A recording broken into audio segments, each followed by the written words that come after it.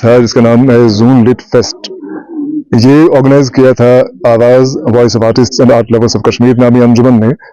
आवाज़ लगभग 10-11 बरस से सरगर्म अमल है अदब की दुनिया में, सकाफत की दुनिया में, और बुनियादी मकसद आवाज़ का ये है कि जो हमारी अदबी मीरास है उसका अहया नौ किया जाए।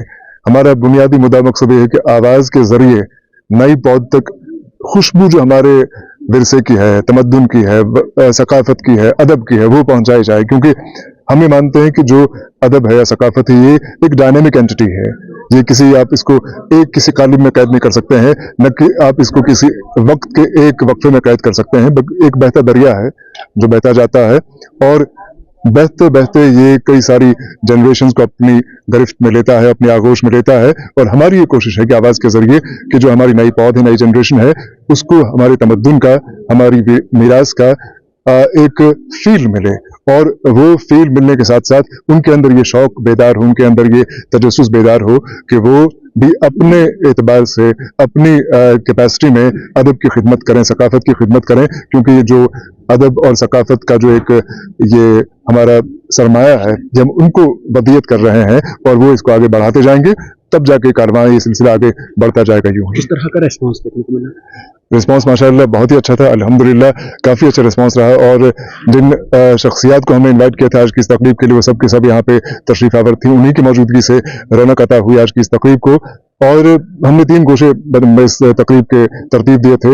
एक तो खैर मुशायरा था, उसके अलावा 2 किताबों की रस्म रुनमाई अंजाम दी गई, उन पे मकाले पढ़े गए, और उसके अलावा हमने तहनीत का एक जलसा रखा था जिसमें हमने खासतौर से वैशी सईद साहब को, जो कि नामवर अफसाना निगार हैं, उनकी इज्जत अफजाई की।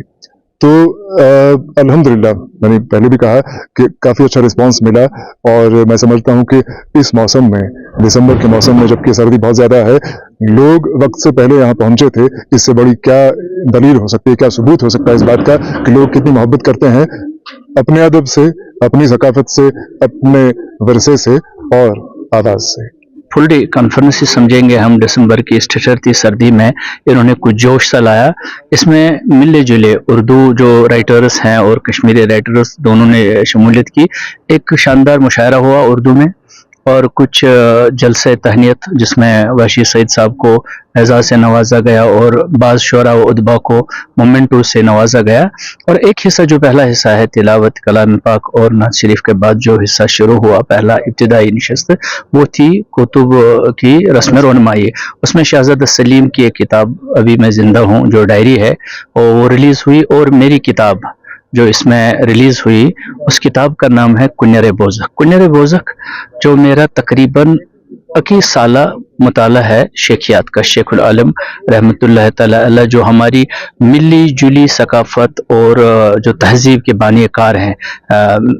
मेरा मतलब है कश्मीर की तहजीब और सकाफत के बानीकार। 700 साला मुहित उनकी तालीमात जो आज भी उसी तरह तरोताज़ा हैं जिस तरह वो उन दिनों थी, और आज भी हमें अपने दिलों में रखने को कहते हैं। और हमारी ज़ुबान है, हमारी आवाज़ है वो। तो वो किताब 248 पेज पर मुनहसर है।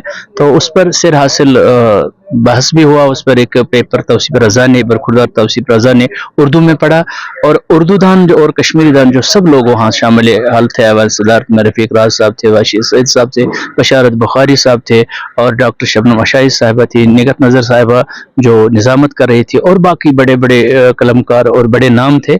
तो उन सब ने उसको सराहा।